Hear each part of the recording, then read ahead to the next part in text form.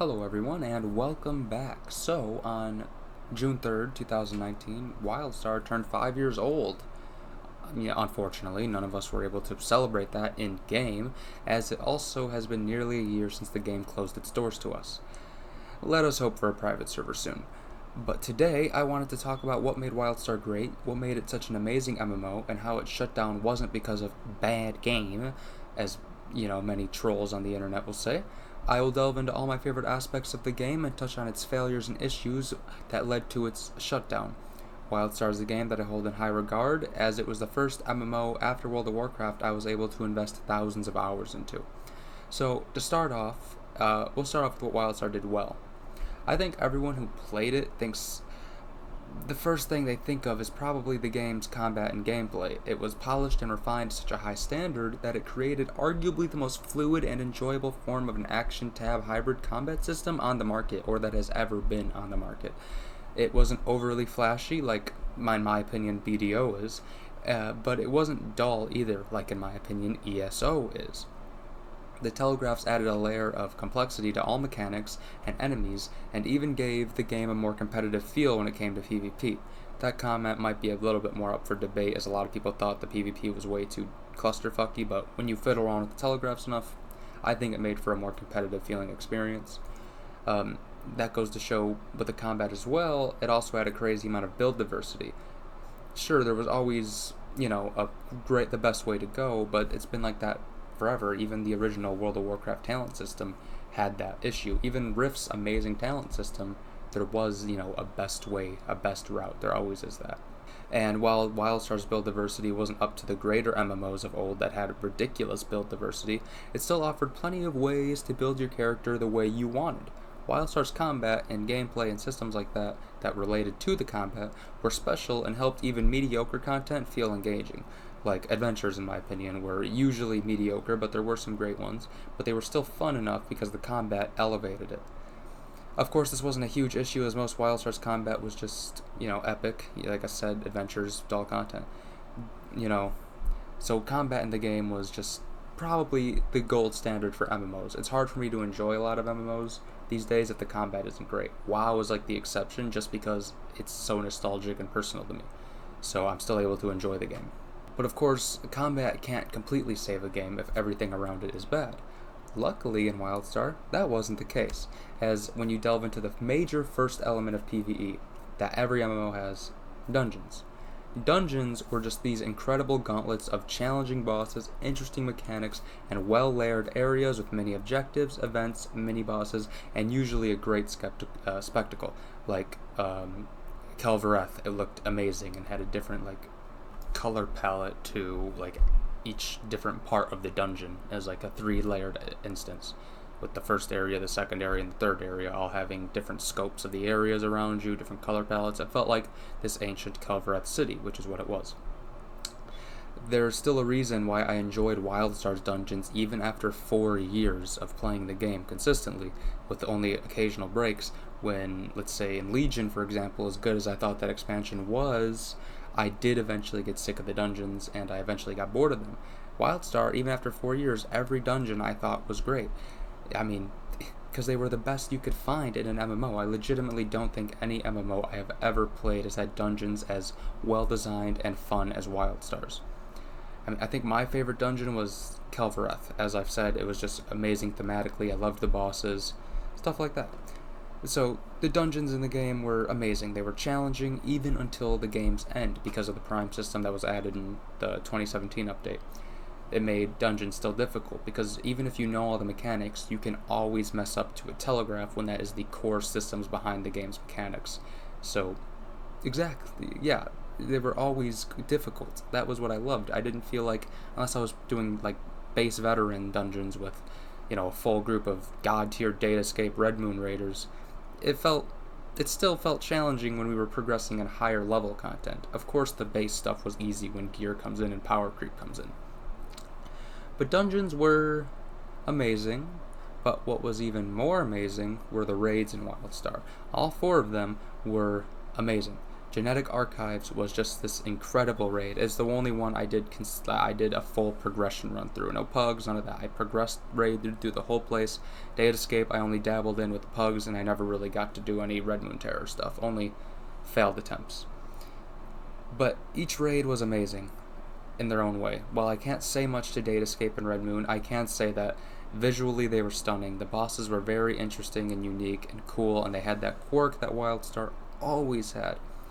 And Genetic Archives, probably being considered the most okay-ish raid out of all of them, was just amazing to me. I loved every boss. I loved clearing the bosses. I loved learning the mechanics. I loved the areas around the bosses.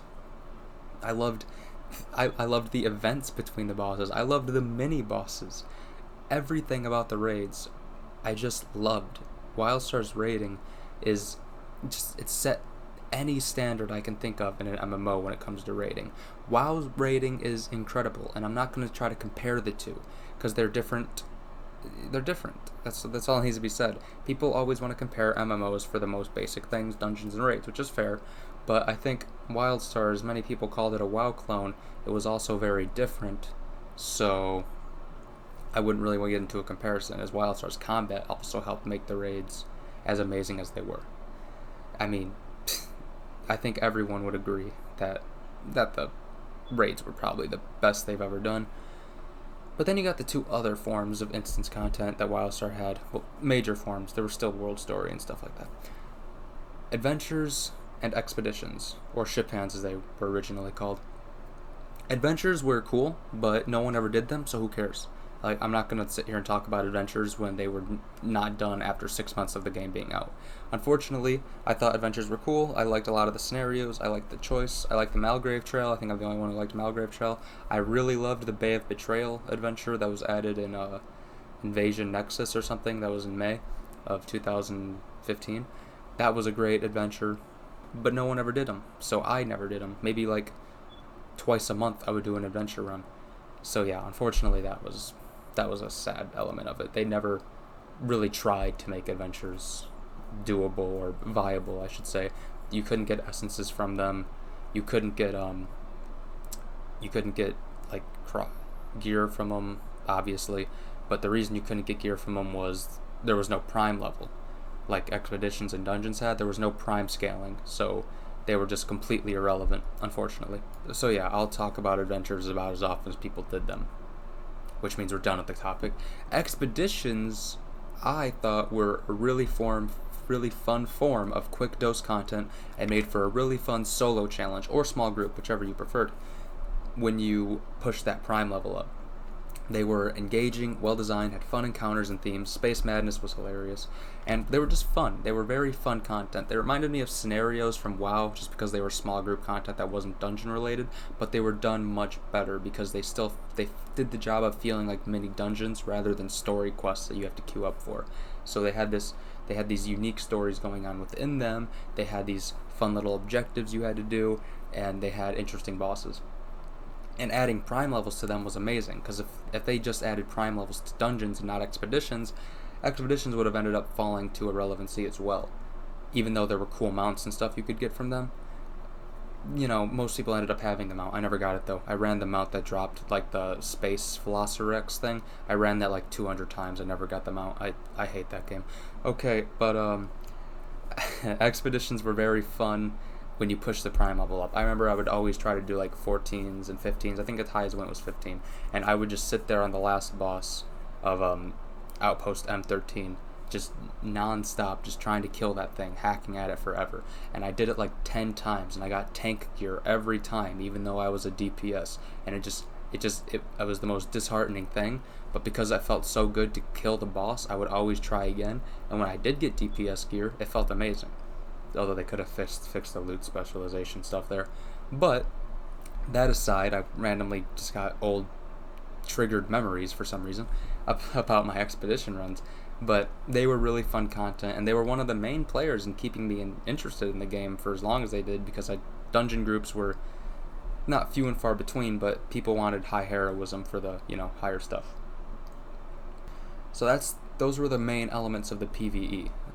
and they were all done exceedingly well, with the exception of adventures, but no one did them, so we're just going to pretend those don't exist. Then there's world bosses. World bosses are, I think, in Wildstar, probably the best that there were on during that time on the market, as of free-to-play versus, like, Legion, because, or any other MMO. Guild Wars 2 world bosses, I'm not sure about. I haven't done enough of them. ESO, same thing.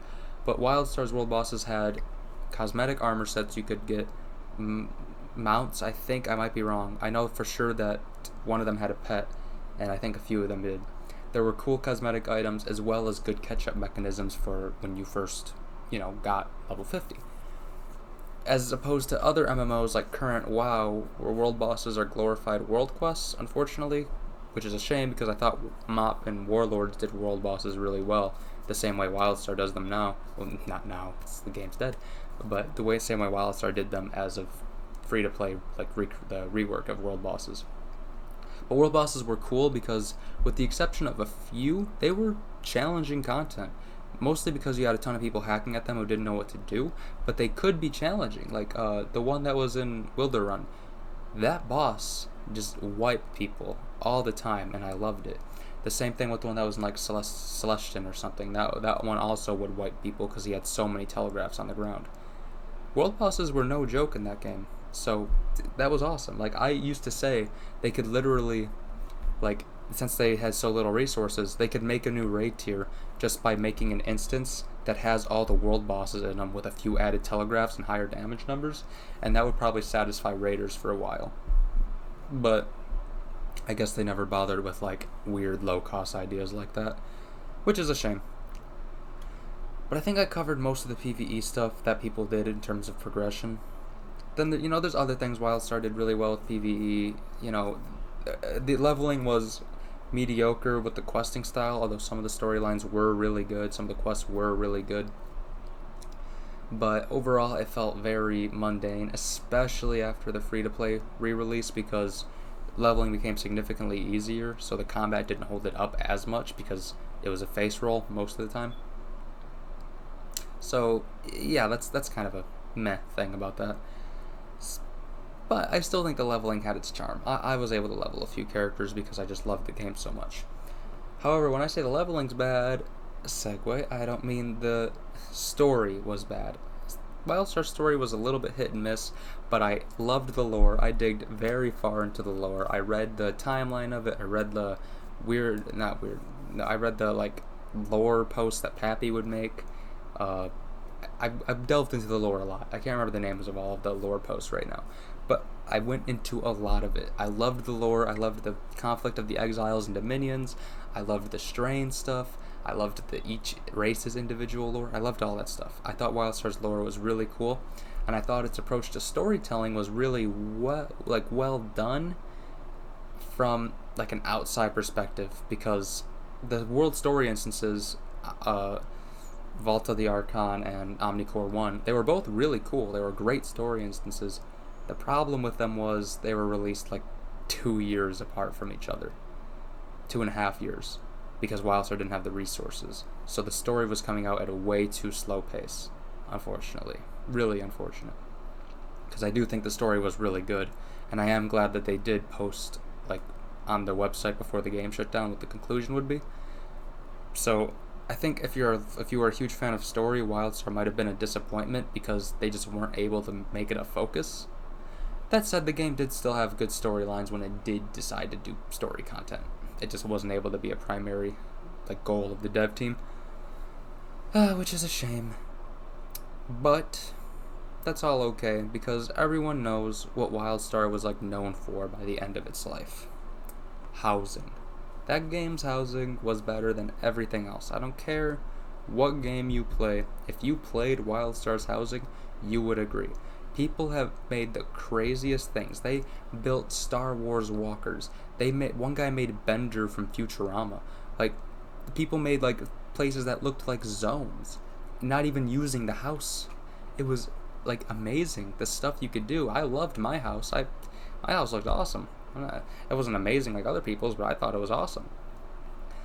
I don't think there will ever be a housing system as good as Wildstar's, ever. again, in the MMO market, mostly because MMOs are dead, so, that's how it goes. But the way you could just, like, position everything, resize everything, was amazing, and it probably helped keep the game afloat for a while. Really, they needed more stuff on the store, if I'm being honest, that was housing related. I don't know what else to say about housing, other than it was just so fantastic. And because I didn't put much in my semi-script. And, this is very, like, off the cuff. Everything about the game, I think I personally loved, except for a few things, obviously. PvP, I think PvP was probably one of the more controversial elements of Wildstar within the community, because I think the core gameplay was amazing behind PvP. I think the battlegrounds were all really great, especially when they reworked Halls of the Bloodsworn. I think the arenas were really fun. I think warplots were awesome, and I really liked when people were able to organize them in like 2016. I think the World PvP events that were happening before the PvP zone got shut down was great. I liked the World PvP objectives because Wildstar was like the only MMO I was actually pretty good at, so I was able to actually just dunk on people with PvP enabled. But that's about it. PvP was a sad thing because it was alive, and then it was dead, then it came back again, and then Bale and like Vibe and Tyrio, these people, like the best players in the game, would always join pre-mades and just destroy the other team all the time. And those like 4 or 5 players killed the Wildstar PvP scene. And I don't want to say that in a negative way towards them, because they're friends, they're allowed to group up with each other. But they did kill the PvP scene, because there was, 2 battlegrounds happening at a time, maybe. So you usually would end up against a team that you had no hope against. So, as fun as Wildstar's PvP was, it was never, after, I'd say, 2016, it was mostly dead outside of Pride time, which was a real shame, because I think it was great. And then, I'm not going to get into every other thing that made Wildstar great. The pets were really fun. There's a lot of different ways to get them. The path system was great, if not underutilized, but it was a great concept. Contracts were an amazing system. I liked them a lot. They reminded me of World Quest, when Legion introduced those, that they kind of reminded me of contracts, except contracts weren't as overwhelming, and they kind of, had a better reward structure. So I think contracts were a really great system. I think everyone would agree with that. The Primal Matrix was controversial, but I thought it was a really good form of post-cap regression. I hated that they added a Titan Forging ripoff. Just throwing things out there now about the game. I think I covered just about everything I liked. Actually, no, I haven't covered anything close to what I like about Wildstar, but I think I'll quickly touch on what the game did poorly and what led to its shutdown before I wrap this up. Because I saw a lot of videos and posts from people who have no idea what they're talking about. People who watched from an outside perspective, who researched the game in the last 6 months it was alive, and goes, oh, I now know exactly why Wildstar shut down. I know what happened. I know exactly what's going on. Be it Reddit posters or YouTubers who I won't name, they all said it. They all said these weird theories on why the game shut down. Wildstar shut down because it was a series of bad decisions and executions that led to its inevitable failure, because you have the multiple delays, which delays, the game needed to be delayed, but it never should have had an initial release date, so they never should have been delays, it should have just released. That was a big thing, because that makes people lose interest eventually. Then there was a subscription model. Don't use subscription models in 2019 or later, or in 2014 for Wildstar's case. Don't do them. They don't work. Elder Scrolls Online couldn't even keep one, and that's the Elder Scrolls IP. That should tell you all you need to know. Don't use subscription models. As much as they are the best anti-pay-to-win measure, they're also the best kill-your-game measure, which sucks because I paid a subscription all the time because I didn't care. And while we're talking about business models, the free-to-play system, that was terrible. And not in the way that you would think when someone says terrible payment model, because it was extremely pro-consumer, to the point where it was the rarest case of this game is too pro-consumer. Almost everything on the store you could get with Omnibits, and you could get a ton of Omnibits by subscribing to the game. Now you'd be thinking, hey, but you're still paying money. No, because you could pay a sub with cred and then just get all your Omnibits. You could get almost everything in the game that you're supposed to pay for free, which is amazing and terrible. If the game didn't have Omnibits, if the game just didn't have Omnibits at all and scrapped cred, I'd probably wager that it would be alive right now if it had a consistent store update method, because it legitimately just had nothing to buy. I spent money on the game even though I didn't need to. I could buy almost every item I wanted with Omnibits, and if I couldn't, I could farm Omnibits for a few days and then buy it. So yeah, maybe a little too pro-consumer, and that makes me sound terrible, like a shill or something, but it's the truth. It's the weird truth behind Wildstar's free-to-play model. I kind of got off base with the business model, but that was an element of the game's failure. The launch was terrible, it was buggy, the systems weren't in place, the PvP was broken, winch rating was a terrible issue, I think there was an issue with crafting gear, if I'm recalling right. They released a content update 1 month later, even though that was buggy too, and they just kept doing stuff like that.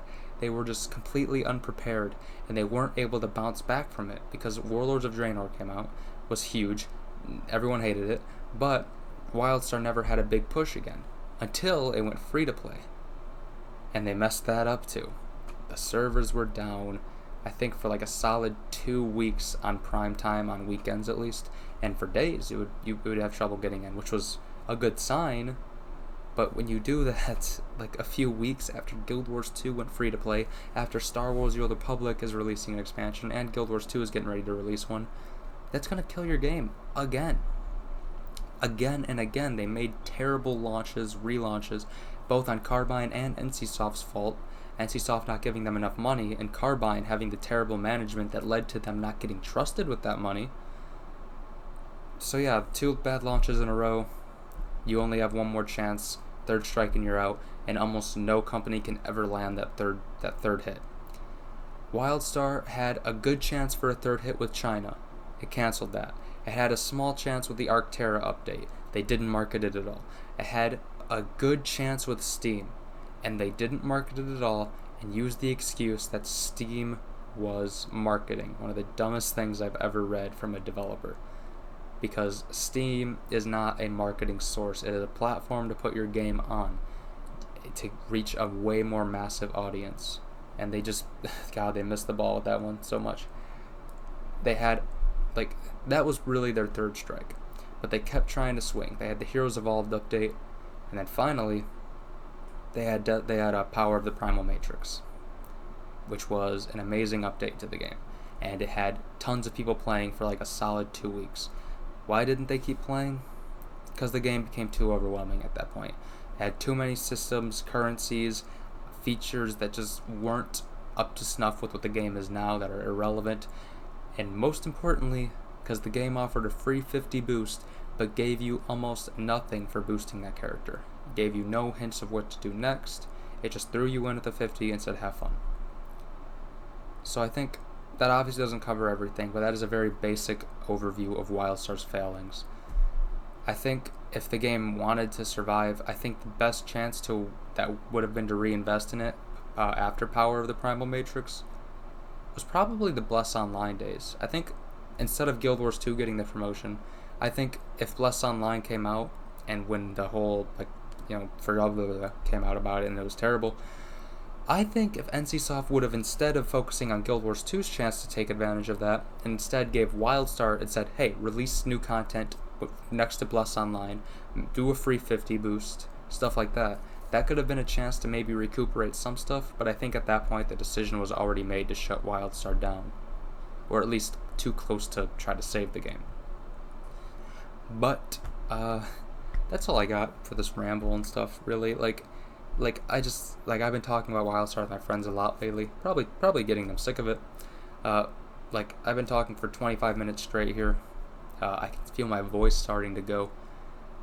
I loved that game, and it makes me sad to think about it, knowing that it could have been so much more than what it was, and I still consider it my favorite MMO of all time. But yeah, that's really it.